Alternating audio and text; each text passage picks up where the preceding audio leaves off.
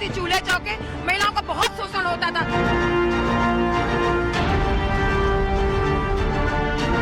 2024 में भाजपा की जीत होगी और मोदी जी फिर दोबारा भारत के प्रधानमंत्री बनेंगे।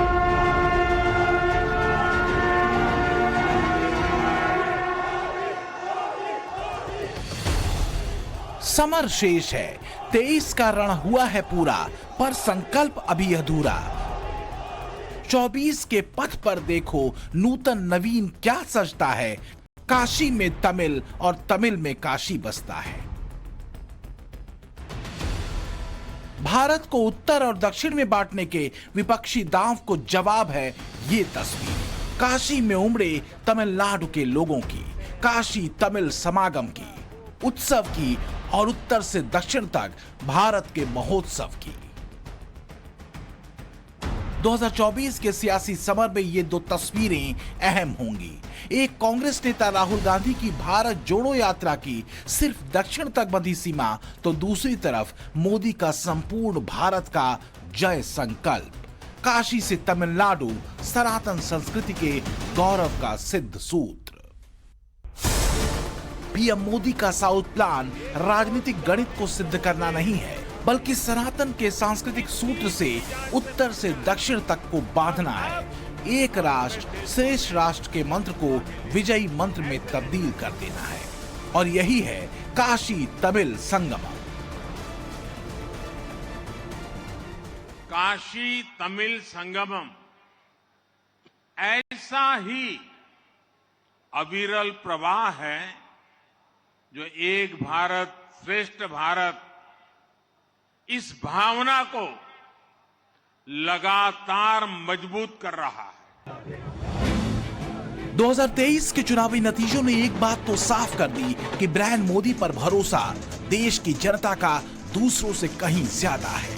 लेकिन बीजेपी की इस विजय को विपक्ष ने उत्तर और दक्षिण की राजनीतिक समझ से जोड़कर समझाने और बताने की खूब कोशिश की।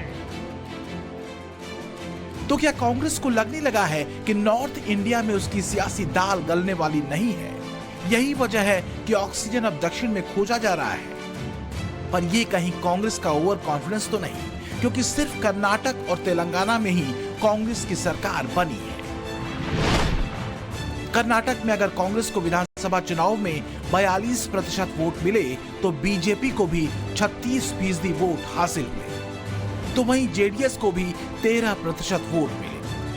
यानी बीजेपी की हालत कर्नाटक में वैसी नहीं है जैसा हाल कांग्रेस का गढ़ रहे यूपी में कांग्रेस का है।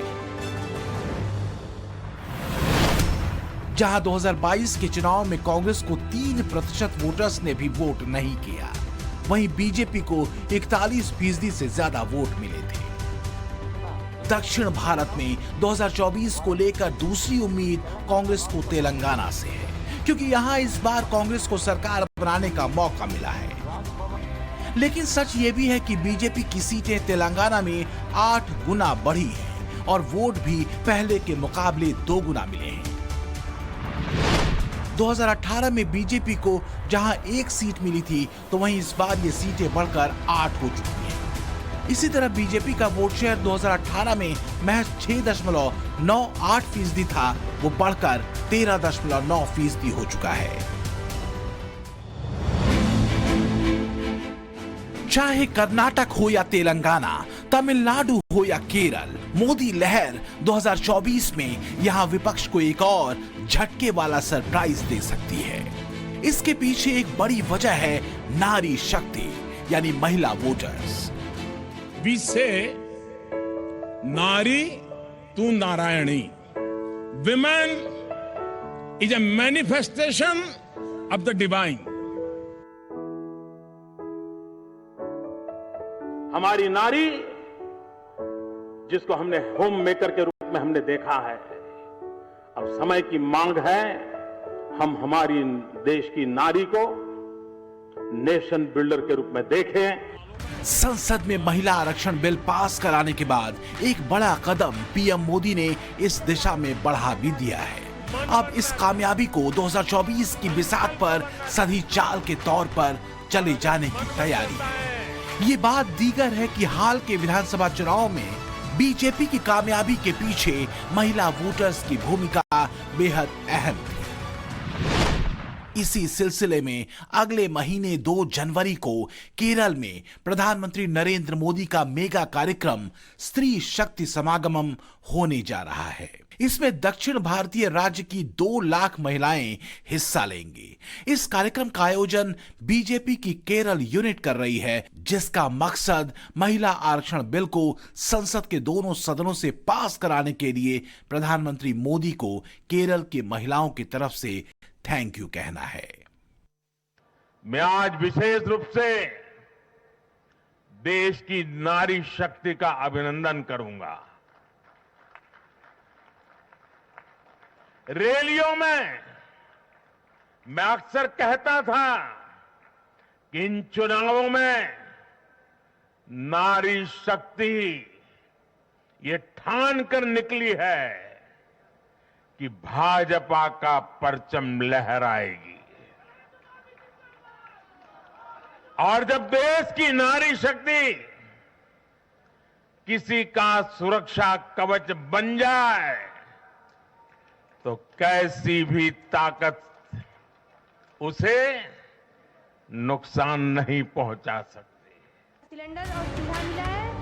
जाहिर है तमिल संगमम के संवेदनशील संवाद से लेकर नारी शक्ति से संवाद तक मोदी का साउथ प्लान दक्षिण भारत में एक बड़ी हलचल पैदा कर सकता है।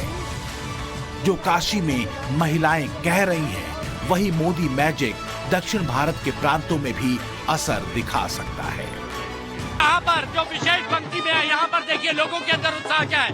विशेष तौर पर महिलाएं जो यहाँ पर आई हैं, वो प्रेम यहाँ पर आपको नजर आ रहा है।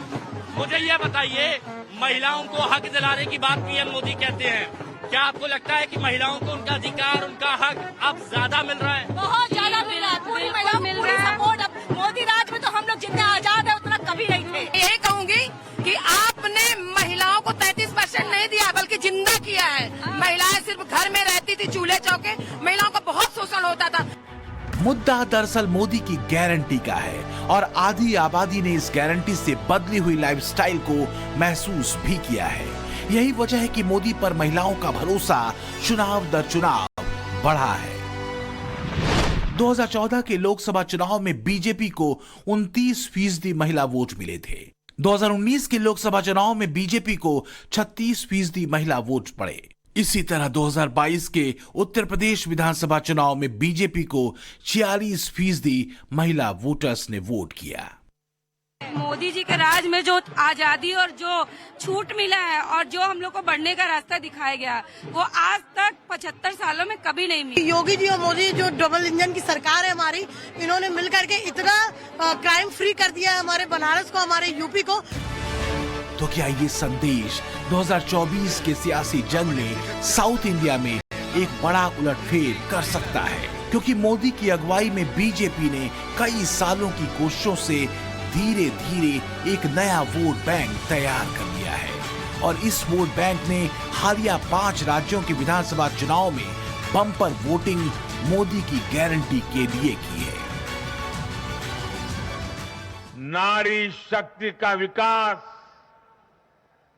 बीजेपी के विकास मॉडल का एक महत्वपूर्ण स्तंभ भी है और इसलिए इन चुनावों में महिलाओं ने, बहनों बेटियों ने एक प्रकार से भाजपा के विजय की पूरी जिम्मेवारी अपने हाथ में उठा ली थी।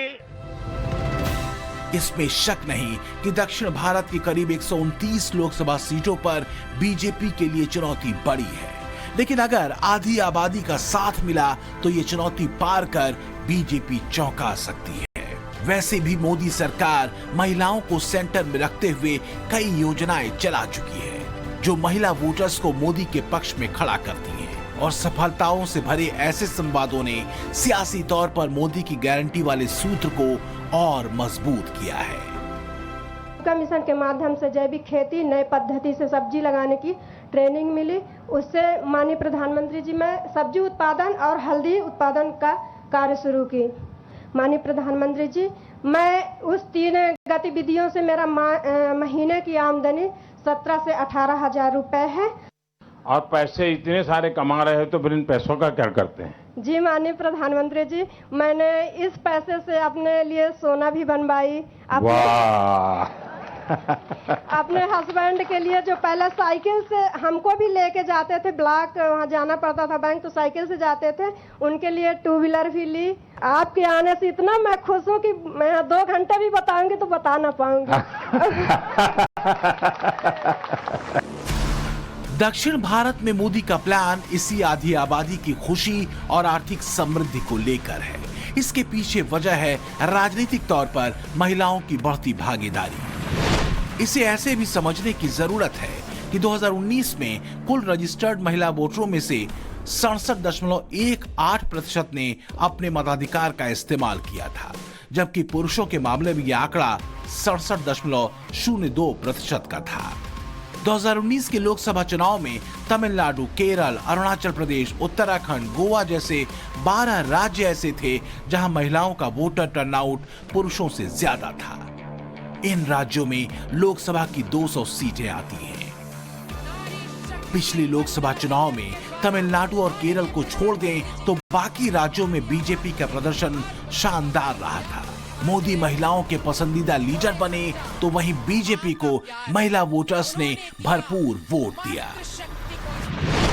2019 में देश भर में बीजेपी को औसतन 36% महिलाओं का वोट मिला, कांग्रेस को महज 20% और बाकी 44% वोट टीएमसी, बीजेडी जैसी क्षेत्रीय पार्टियों को मिला था।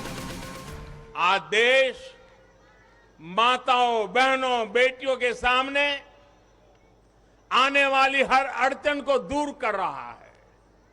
इसी सोच के साथ बीते 9 वर्षों में हमने माताओं, बहनों से जुड़ी हर बंदिशों को तोड़ने का प्रयास किया है।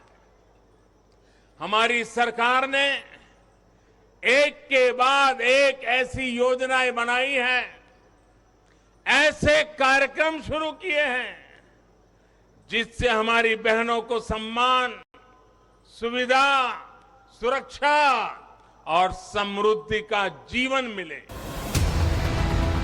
यही संकल्प मोदी की गारंटी बना है और इसी गारंटी ने बड़े पैमाने पर महिला वोटर्स को मोदी के पक्ष में लामबंद किया है। महिला वोटर्स को फायदा पहुंचा रही योजनाओं की फहरिस्त लंबी है। इसमें उज्ज्वला योजना के तहत 9.6 करोड़ महिलाओं को मुफ्त गैस कनेक्शन का लाभ मिला है। जनधन योजना के तहत 27 करोड़ महिलाओं का बैंक में खाता खुला है। बैंक से बिना गारंटी के कर्ज वाली मुद्रा लोन स्कीम के लाभार्थियों में 70% महिलाएं हैं और स्टैंड अप इंडिया स्कीम के लाभार्थियों में आधे से ज्यादा महिलाएं हैं। बात सिर्फ योजनाओं की नहीं है, बल्कि संवेदनशील और सहज अप्रोच की है, संवाद की है, जिसमें मोदी कामयाब रहे हैं। अगर दक्षिण में महिला वोटर्स पर फोकस वाला प्लान चला तो बीजेपी 2024 के रण में दक्षिण से भी अप्रत्याशित नतीजे सुना सकती है।